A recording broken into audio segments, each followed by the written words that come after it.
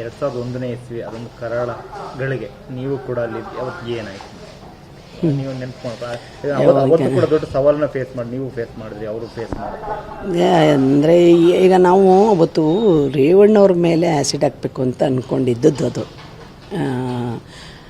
ನಮ್ಮನ್ನು first target ಇರಲಿಲ್ಲ ನಾವು ರೇವಣ್ಣವ್ರೊಬ್ಬರಿಗೆ ಮೇಲೆ ಹಾಕಬೇಕು ಅಂತ ನಾನು ಅಮ್ಮಂದು ಇರಲಿಲ್ಲ ಫಸ್ಟ್ ಅವ್ರದ್ದು ರೇವಣ್ಣವ್ರು ಅವತ್ತು ಮಹದೇಶ್ವರ ಬೆಟ್ಟಕ್ಕೆ ಹೋದ್ರು ಮಗನ ಕರ್ಕೊಂಡು ಸೂರಜ್ ಅವ್ರನ್ನ ಕರ್ಕೊಂಡು ಆವಾಗ ನಾ ಮತ್ತೆ ದೇವಸ್ಥಾನಕ್ಕೆ ಯಾವಾಗಲೂ ಒಟ್ಟಿಗೆ ಹೋಗೋದು ನಾವು ಇಬ್ಬರು ಹೋದ್ವಿ ದೇವಸ್ಥಾನಕ್ಕೆ ಶಿವರಾತ್ರಿ ದಿವಸ ಫೆಬ್ರವರಿ 21 ವೆಡ್ನೆಸ್ಡೇ ಅಲ್ಲಿ ನಾವು ಕೂತ್ಕೊಂಡು ಪೂಜೆ ಮಾಡಿಸ್ಬೇಕಾದ್ರೆ ಈ ಘಟನೆ ನಡೀತು.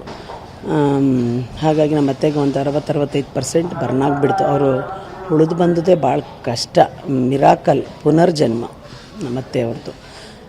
ಆದರೂ ಅದನ್ನೆಲ್ಲ ಜಯಿಸಿ ಅದನ್ನೆಲ್ಲ ಗೆದ್ದು ಬಂದು ನಾನು ಹೀಗೆ ಇರಬೇಕು ನಾನು ಅಂತ ಹೇಳಿ, ಅಂದರೆ ನನ್ನ ಮನೆಗೋಸ್ಕರ ಜನಕ್ಕೋಸ್ಕರ ನಾನು ಇರಬೇಕು, ಇದೇ ಥರ ಇರಬೇಕು ಅಂತ ಆ ಒಂದು ಏನು ದೇಹದಲ್ಲಿ ಸ್ಕಾರ ಆಗಿತ್ತು ಅದನ್ನು ಕೂಡ ಗಮನಿಸ್ಕೊಳ್ಳಿಲ್ಲ. ಏನು ಇವೆಲ್ಲ ಕಲೆಗಳಿದ್ವು ಅದನ್ನು ಲೆಕ್ಕಕ್ಕಿಡ್ದಂಗೆ ಅದನ್ನು ಘಟನೆ ಮರ್ತೇ ಬಿಟ್ಟರು ಒಂದು ವರ್ಷ ಆದಮೇಲೆ.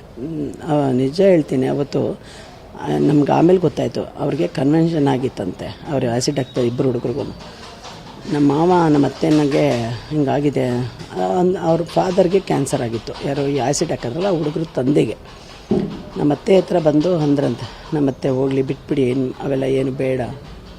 ಅವರೆಷ್ಟು ಎಷ್ಟು ಹೇಗೆ ಉದಾರ ಮನಸ್ಸಿನಿಂದ ಆ ಮಟ್ಟದಲ್ಲಿದ್ದಾರೆ, ಬೆಡ್ ರಿಡನ್ ಆಗಿದ್ದಾರೆ. ಅವಾಗ ಹೇಗೆ ಹೇಳ್ತಾರೆ ಬೇರೆ ಹೆಣ್ಮಕ್ಳು ಹೇಳೋರ ಪಾಪ ಅಷ್ಟು ಆಗಿದ್ದಾಯಿತು, ಕ್ಷಮಿಸ್ಬಿಡಿ ಅಂತ ಹೇಳಿದ್ದಾರೆ.